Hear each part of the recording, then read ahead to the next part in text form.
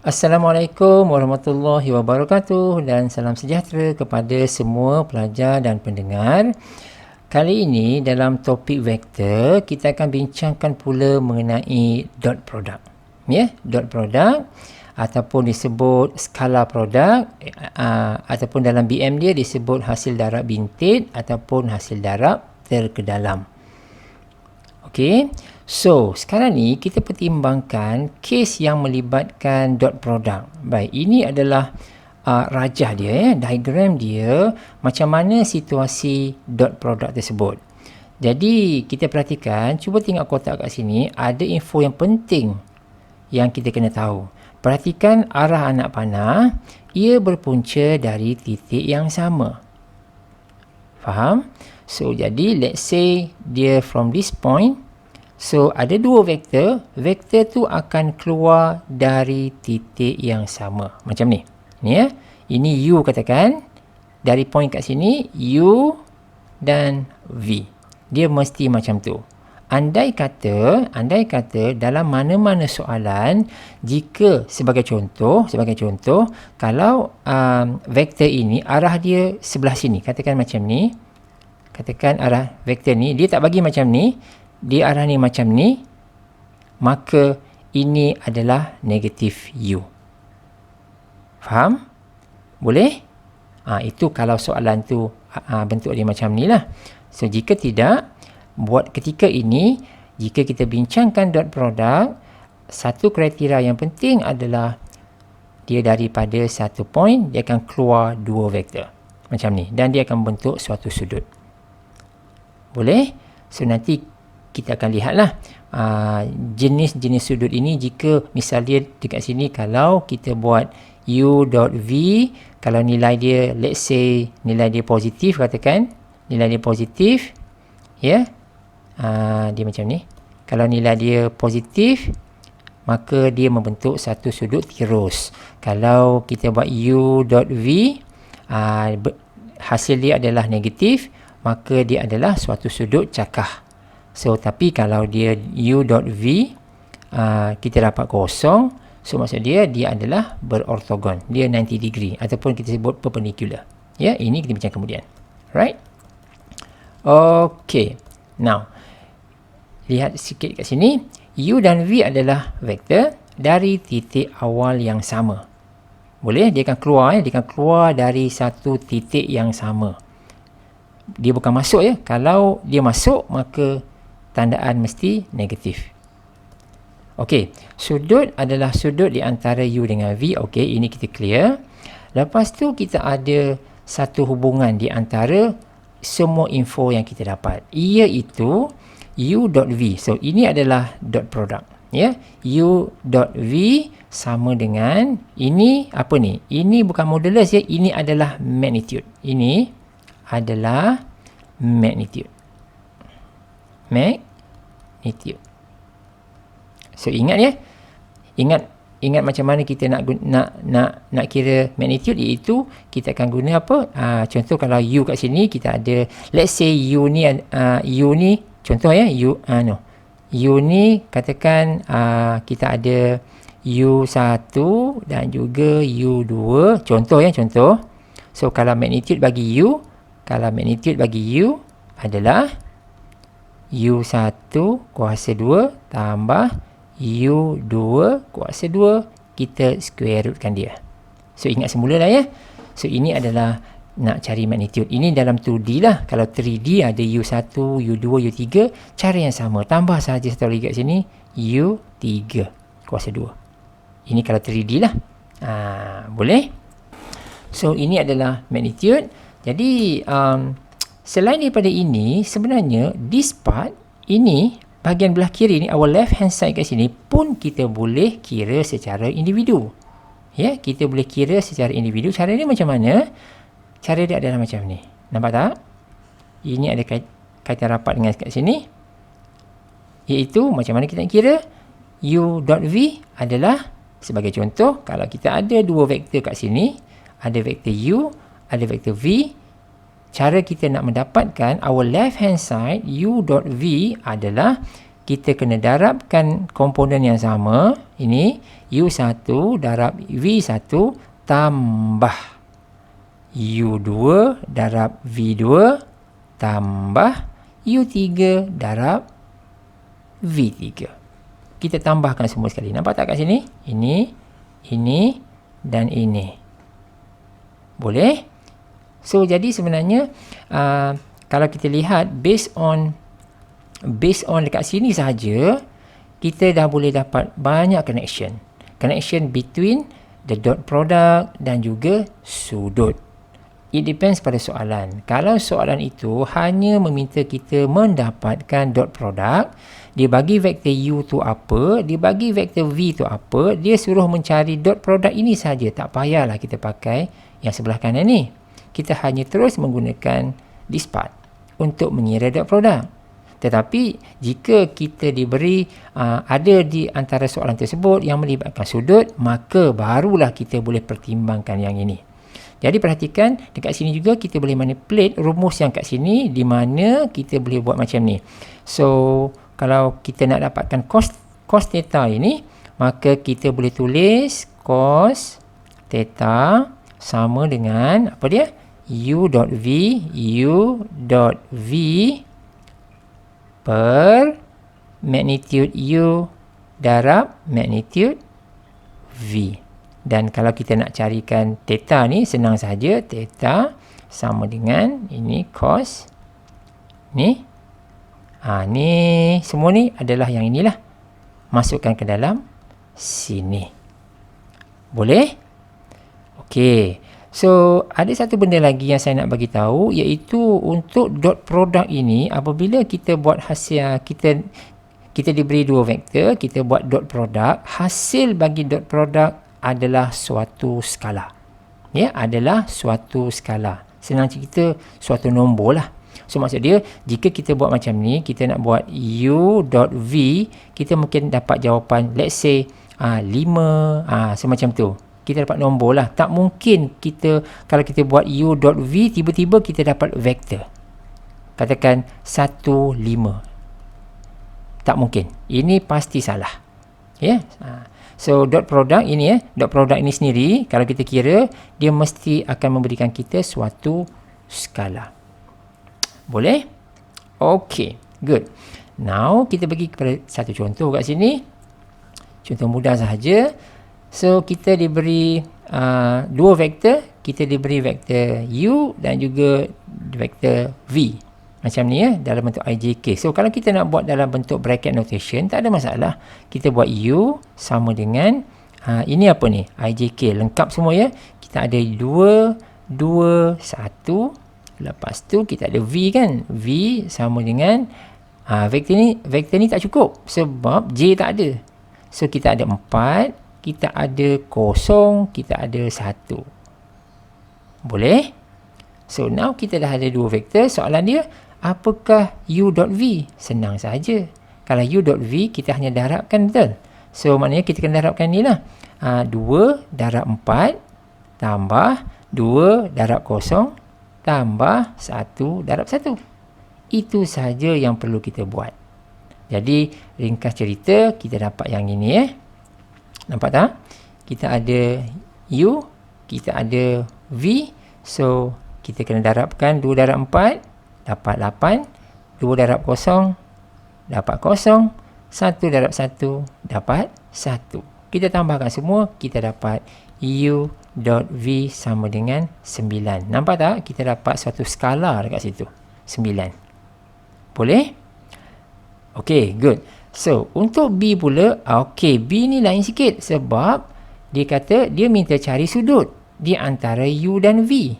Sudut bila ada sudut dekat sini, nak tak nak, kita kena guna yang hubungan yang ada sudut tu. Sekejap.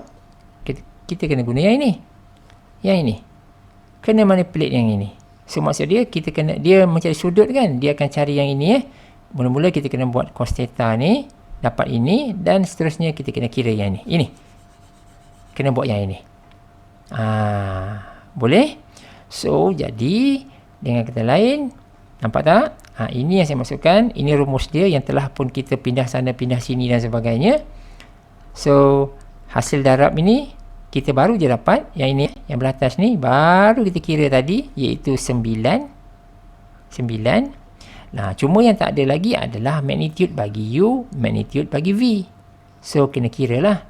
So kena kira magnitude bagi U macam ni, magnitude bagi V macam ni. Boleh? So ingat semula macam mana kita nak dapatkan magnitude tersebut, hanya menggunakan square root sahaja. So yang ini yang ini kita kira kita dapat 3. Lepas tu untuk V pula kita dapat 17.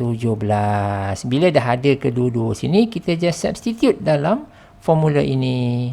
Masukkan je semua, ya. So 9 per 3 set 17. So kita tekan calculator, kita akan dapat jawapan 43.31. Boleh? Okey, now kita pergi kepada bahagian seterusnya. Kita lihat contoh lagi, tak ada masalah. Dapatkan U dot V dengan sudut antara U dan V adalah 60. Ya, dapatkan U dot V jika dengan sudut di antara U dan V adalah 60. Jadi nak pakai yang mana satu? Ya, so kita kena gunalah sebab dia dah bagi kita sudut. Jadi maknanya kita jangan buat terus cari yang ini. Jangan terus cari yang ini. Kita kena gunakan yang ini. Modulus U, modulus V, cos 60. Kita kena guna this part. And of course kita kena carilah. Kena cari apakah magnitude bagi U, magnitude bagi V dan sebagainya.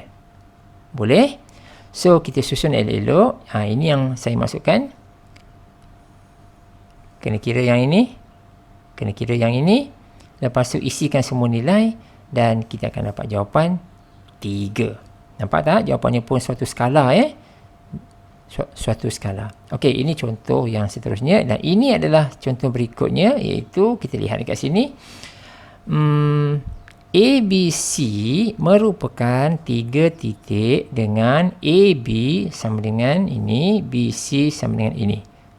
Dapatkan sudut ABC. Ya, dapatkan sudut. Dia kata sudut sudut ABC. So jadi bila nak dapatkan sudut ABC, jadi kita kena lihat macam ni. Dia ada satu segitiga. Okey, ada satu segitiga. Lepas tu kita diberi AB dan BC.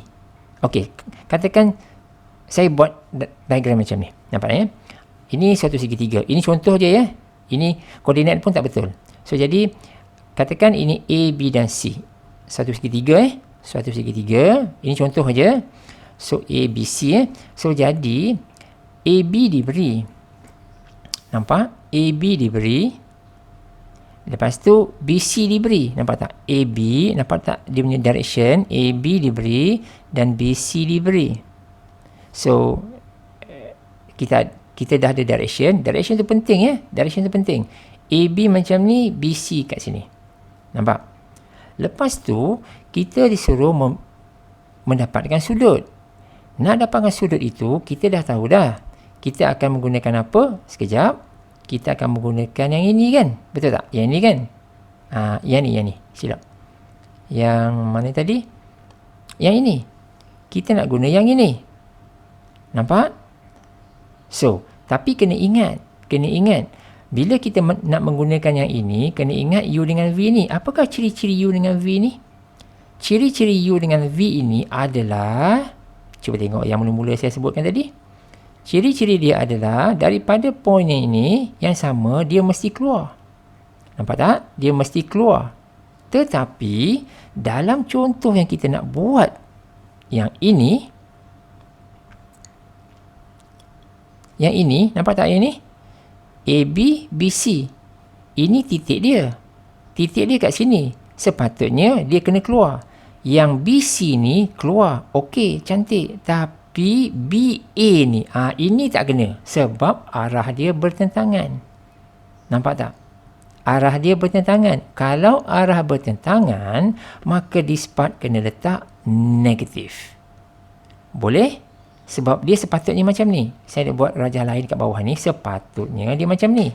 Ini titik B kan? So, dia kena keluar. Dia kena keluar macam ni. Tetapi info yang kita terima adalah dia ke dalam. A, B, B, C.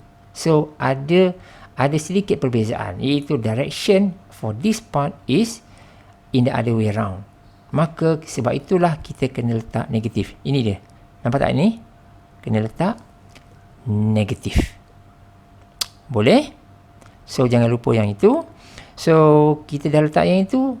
Yang benda lain, settle. Okay? Jadi, kita boleh cubalah ya. So, kita boleh cuba yang ini. Jadi, kita akan buat yang ni ya. Kita akan buat yang ni. Ini ada... Ini... betul ke ni? Ini tak betul ni kan? Negative U... kena dapatkan dulu ya. Kena dapatkan dulu ini. Kena U.V kena dapatkan dulu. This part, maknanya kita kena dapatkan dulu yang ni ya. Sebab kita tahu AB, katakan kita buat AB sama dengan U, BC sama dengan V. Maka bila kita pakai rumus itu, kita akan ada yang ini. Sekejap. Ini of course akan negatif Ini of course kita kena letak negatif U. Ini kena letak negatif U Lepas tu dot V lah. Itu tak ada masalah. So, kita kena dapatkan yang ni. Kena dapatkan vektor ni dulu. Lepas tu, baru kita dapatkan magnitude dia. So, jadi, for this part, yang ini, sebenarnya kita kena buat yang macam ni lah. Kena buat yang ni. Kena buat magnitude yang atas ni. Ya, bagi vektor ni. Magnitude bagi vektor negatif U dot V. Oh, bukan macam ni. Magnitude bagi ni. Dot. Bukan. Ini kena cari magnitude bagi U dan juga magnitude bagi V. Boleh? So, ini untuk mudahkan cerita ya. Ini untuk memudahkan pengiraan. So, this part, kalau nak detail lagi, ini sebenarnya adalah ini negatif ni ya.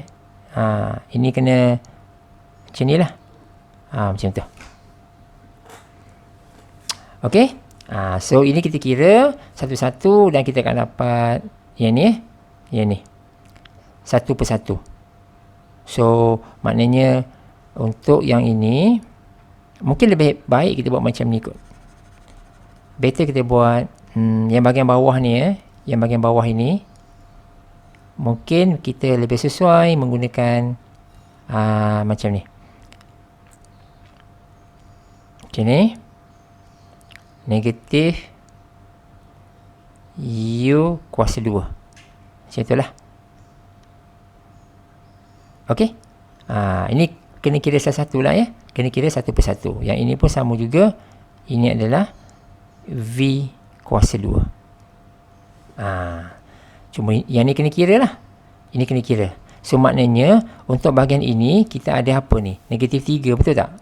Kita dapat yang ini kan? Kita dapat untuk U ya. Untuk yang ini, kita dapat negatif 3 kuasa 2 tambah 1 kuasa 2 square root. Macam tu. Sebab tu kita dapat 10. Nampak tak? Tak. Square root of 10. So, yang ni pun sama. Macam mana kita dapat set 13? Kita guna ini. Iaitu 2 kuasa 2 tambah 3 kuasa 2 square root. So, 4 tambah 9. Kita dapat 13. Kita dapat set 13. Boleh? So, jadi kita masukkan semua nilai di mana akhirnya kita akan dapat sudut dia adalah 142.13. Boleh? So, ini adalah contoh yang melibatkan rumus yang kita nak gunakan untuk dot product, tetapi one part of it adalah pertentangan arah. So, kena letakkan negatif. Okay, now ini adalah jenis-jenis sudut yang saya sebutkan tadi tu, iaitu ciri-ciri dia adalah jika hasil darab the dot product produce a positive value, maka dia adalah suatu sudut tirus. Tetapi jika dia memberikan nilai negatif, dia adalah suatu sudut cakar, iaitu sudut yang macam ni lah ya. Kalau kita ada sudut cakar tu contohnya macam ni lah. Contoh macam ni. Contohnya 150 darjah ke.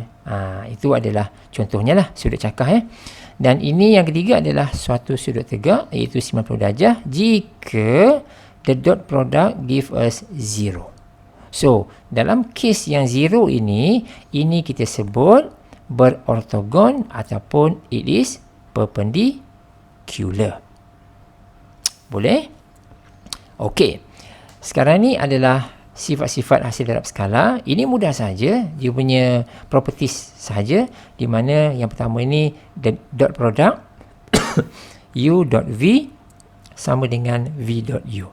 Ini penting ya, sebab nanti dalam teaching video yang melibatkan cross product ni ya, cross product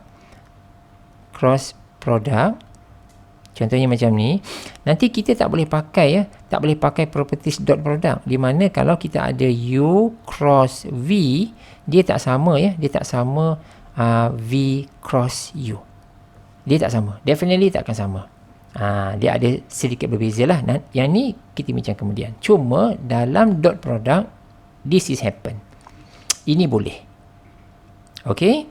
So ini adalah ciri kedua. Ini pertama dah settle. Ini ciri kedua di mana kita boleh saling darab dan tambah macam ni, macam biasa ya, macam biasa. Dan yang ketiga, apabila dia melibatkan pendaraban skala. Nampak tak? Senang saja kita nak darabkan yang mana satu ikut kita, dia sama saja. Dan yang terakhir adalah yang ini ya, v dot v sama dengan kuasa 2. Alright, so ini ya, so kita stop sampai sini dulu mengenai dot product. Kita akan sambung dalam teaching video yang akan datang. So thanks for watching, see you in the next video.